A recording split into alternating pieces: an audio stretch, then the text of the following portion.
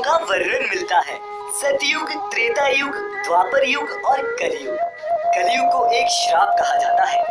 पर क्या आपको पता है कि इस पृथ्वी पर कलयुग कैसे आया और कैसे हुई कलयुग की शुरुआत?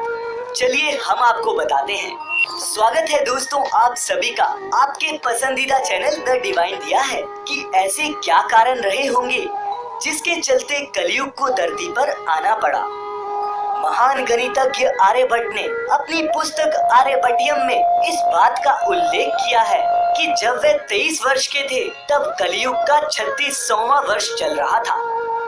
आंकड़ों के अनुसार आर्यभट्ट का जन्म 476 ईस्वी में हुआ था।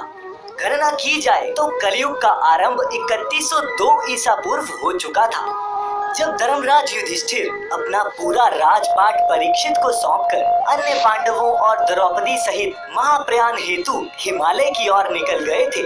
उन दिनों स्वयं धर्म बैल का रूप लेकर गाय के रूप में बैठी पृथ्वी देवी से सरस्वती नदी के किनारे मिले। गाय रूपी पृथ्वी के नयन आंसुओं से भरे हुए थे। उनकी आंखों से लगातार अश्रु बह रहे थे। पृथ्वी को दुखी देख धर्म ने उनसे उनकी परेशानी का कारण पूछा। धर्म ने कहा, देवी तुम ये देखकर तो नहीं रो रही कि मेरा बस एक ही पैर है, या तुम इस बात से दुखी हो कि अब तुम्हारे ऊपर बुरी ताकतों का शासन होगा? इस सवाल का जवाब देते हुए पृथ्वी देवी बोली, हे धर्म तुम तो सब कुछ जानते हो, ऐसे में मेरे दुखों का कारण पूछने का क्या लाभ?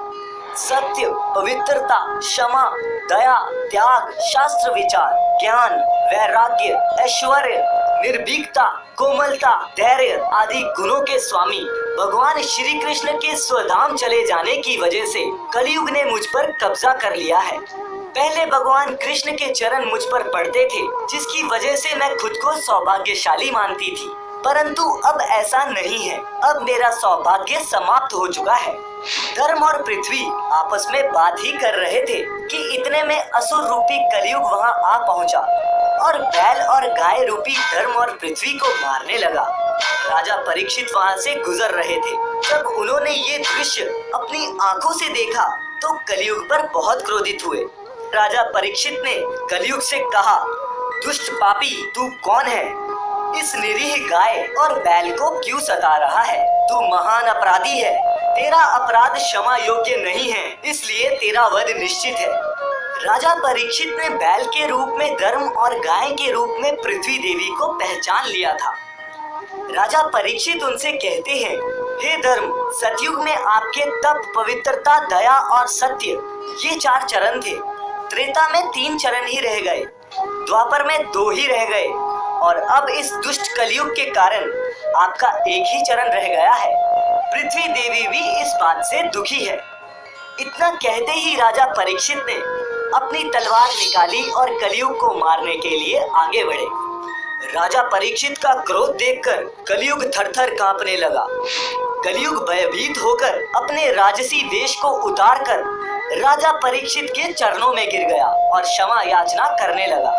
राजा परीक्षित ने भी शरण में आए हुए कलयुग को मारना उचित ना समझा और उससे कहा, कलयुग तू मेरे शरण में आ गया है, इसलिए मैं तुझे जीवन दान दे रहा हूँ, किंतु अधर्म, पाप, झूठ, चोरी, कपट, दरिद्रता आदि अनेक उपद्रवों का मूल कारण केवल तू ही है। तू मेरे राज्य से अभी निकल जा और फिर कभी लौटकर मत आना। परीक्षित की बात को सुनकर कलयुग ने कहा कि पूरी पृथ्वी पर आपका निवास है। पृथ्वी पर ऐसा कोई भी स्थान नहीं है यहाँ आपका राज्य ना हो। ऐसे में मुझे रहने के लिए स्थान प्रदान करें। कलयुग के ये कहने पर राजा परीक्षित ने सोच विचार कर कहा, असत्य, मद, काम और क्रोध का निवास यहाँ भी होता है तो इन 4 स्थानों पर रह सकता है।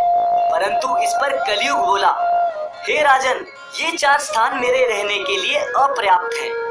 मुझे अन्य जगह भी प्रदान कीजिए। इस मांग पर राजा परीक्षित ने उसे स्वर्ण के रूप में 5वां स्थान प्रदान किया।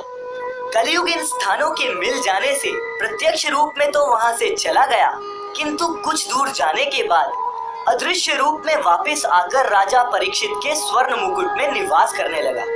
मार्कंडेय पुराण में वर्णन मिलता है कि कलयुग के दौरान शासक जनता पर मनमाने ढंग से शासन करेंगे, मनचाहे ढंग से उन पर लगान थोपेंगे, शासक अपने राज्य में अध्यात्म की जगह भय का प्रसार करेंगे। बड़ी संख्या में पलायन शुरू हो जाएगा। लोग सस्ते खाद्य पदार्थ और सुविधाओं की तलाश में अपने घरों को छोड़कर जाने के लिए मजबूर होंगे। धर्म को नजरअंदाज किया जाएगा और लालच, सत्ता, पैसा सभी के मस्तिष्क में प्रबल रूप से विद्यमान रहेंगे। लोग बिना किसी पश्चाताप के अपराधी बनकर लोगों की हत्या भी करेंगे। संभोग ही जिंदगी की सबसे बड़ी जरूरत बन जाएगी। लोग बहुत आसानी से कसम खाएंगे और उसे तोड़ भी देंगे। लोग मदिरा और अन्य नशीले पदार्थों की चपेट में आ जाएंगे। गुरुओं का सम्मान करने की परंपरा भी समाप्त हो जाएगी। ब्राह्मण ज्ञानी नहीं रहेंगे, क्षत्रियों का साहस खो जाएगा और वैश्य अपने व्यवसाय में ईमानदार नहीं रह पाएंगे। आज ये सभी चीजें दोस्तों हमारी रोजमर्रा के जीवन की साधारण सी बातें लगती हैं। कलयुग का अंत कैसे होगा, ये हमने आपको एक दूसरी वीडियो में बताया है। वीडियो का लिंक डिस्क्रिप्शन में शेयर कर रहे हैं। उम्मीद करते हैं कि कलयुग की शुरुआत की ये कहानी आपको बेहद पसंद आई हो।